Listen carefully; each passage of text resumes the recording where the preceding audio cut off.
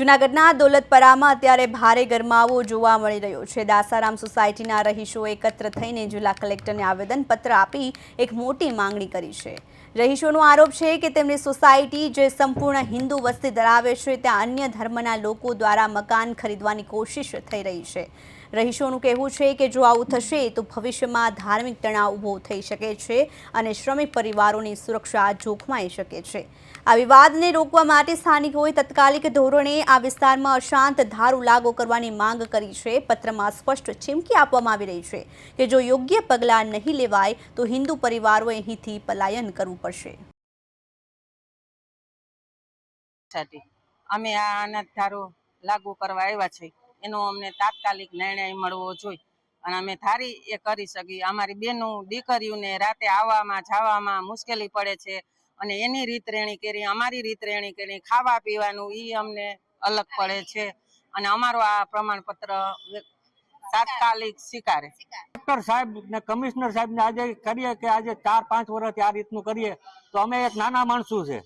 આ રીતે જો અમારે 220 મકાનનો એટલો ફાયદો કરી દે તો એ ખૂબ ખૂબ આભાર। આજે 4 વર્ષથી લડ હાલે અસાનધારો લાગુ પડે સરકારે મંજૂર આપ્યા મંદિરે બને સોસાયટી બહુ સારી છે। પછી બેંકના અમુક સીલ મારેલા છે તો બેંકના કર્મચારીઓ એ ગમે એને દઈ લે પૂછતા નથી એના પૈસા મતલબ આવે। પણ આજે જો એ કરશે તો અમે ઉગ્ર આંદોલન કરશું ગાંધી માર્ગે હાલશું ભૂખ હડતાલ ઉપર બેસશું પાણી વગરના રહેશું અમે આ થવા નહીં દઈએ। એનું કારણ કે આજે અમારી તો જિંદગી પૂરી થઈ ગઈ અમે આવનારી પેઢી માટે જોઈએ એને જોયું નજરે કે જુનાગઢની અંદર આવી સોસાયટી કેટલી ફેલ થઈ ગઈ છે।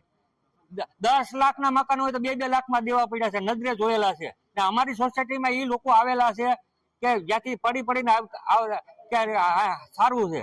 તો આ રીતે સરકારશ્રીને નમ્ર વિનંતી હાથ જોડીને કહું કલેક્ટર સાહેબ કમિશનર એસપી દરેક ધારાસભ્ય સંસદ સભ્ય દરેકને હાથ જોડીને કહું કે આ અમારા દોલતપરા વિસ્તારમાં આ રીતે ધ્યાન દોરો તો બધાયનો એનો ફાયદો છે ને આપણો ફાયદો છે આપણે એનો વિરોધ નથી। એક કે આજ લગભગ 4 વર્ષથી અનેક વખત રજૂઆત કરી છે 4 વર્ષથી સતત ચાલતું આવે છે અસાન ધારો। હવે તો લોકોના માનસિકમાં એવું બેસી ગયું છે કે અસાન ધારો તો આ આપણા જે કલેક્ટર સાહેબ છે તે અને ભારતીય જનતા પાર્ટીના કહેવાતા નેતાઓ આ હિન્દુ સમાજની વેદના ક્યારે સમજશે અને 4 વર્ષથી અહીંયા કલેક્ટર ઓફિસમાં આવેદન પત્ર અનેક વખત અનેક સોસાયટીઓ આપેલા છે તો એ ફક્ત હું સિંગ ખાવા જ આપેલા છે।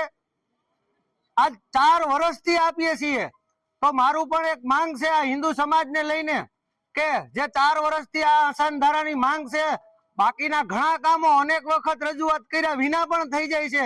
નાના મોટા કામો હોય તો એની રીતના કરી નાખે છે તો અસાનધારામાં શું એને તકલીફ થાય છે શું કામે નથી કરતા અસાનધારો ન લાગુ કરવાનું કારણ શું છે આ હિન્દુ સમાજનો રોજ છે અને આજે જે અહીંયા લોકો આવ્યા છે એ તમામ લોકો મજૂરી કરે છે આજે આખા દિવસનું રોજ પાડીને આવ્યા છે કારણ કે એને એના ભવિષ્યની ચિંતા છે।